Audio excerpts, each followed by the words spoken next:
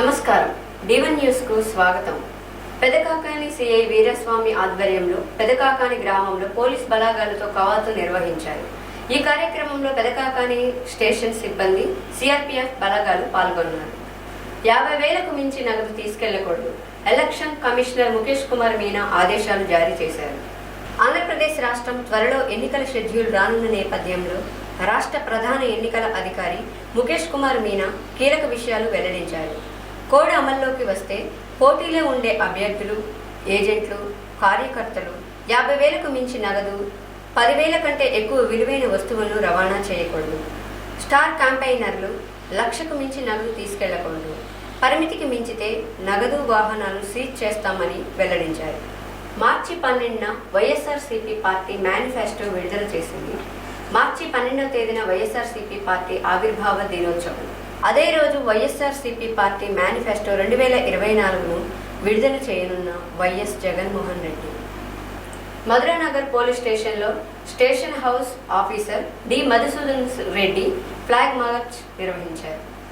రాబోయే పార్లమెంట్ ఎన్నికలను దృష్టిలో పెట్టుకొని ప్రజలందరూ శాంతియుతంగా ఉండాలని, ఎన్నికలన్నీ సజావుగా ప్రశాంతంగా సాగాలంటే ప్రజలు సంయమనం పాటించాలని, ప్రజలకు పోలీసుల మద్దతు ఎప్పుడూ ఉంటుందని ఈ సందర్భంగా మధుసూదన్ రెడ్డి అన్నారు. మద్యం తాగి వాహనాలు నడపవద్దు అని పోలీసు వారు ఎంత చెప్పినా పట్టనట్టే ఉన్నారు. హైదరాబాద్ జూబ్లీ హిల్స్ లో రోడ్ నెంబర్ 45లో అర్ధరాత్రి కారు బీభత్సం. అదుపు తప్పి డివైడర్ పైకి దూసుకెళ్లిన కారు. ఈ ప్రమాదంలో కారు ముందు భాగం తుక్కు అయింది. ఈ ఘటనకు కారణమైన కారు డ్రైవర్ని అదుపులోకి తీసుకున్న పోలీసులు.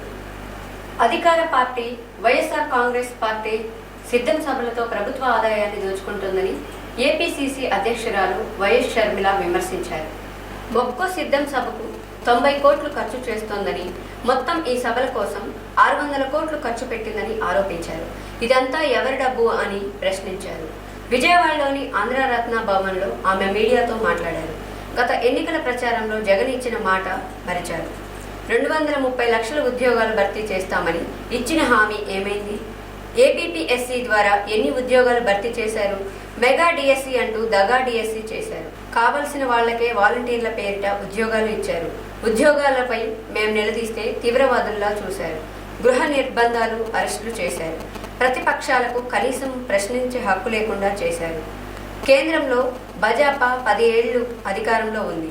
ఇచ్చిన హామీ ప్రకారం 20 కోట్ల ఉద్యోగాలు రావాలి, కానీ ఇవ్వలేదు అని కేంద్ర రాష్ట్ర ప్రభుత్వాలపై షర్మిల మండిపడ్డారు.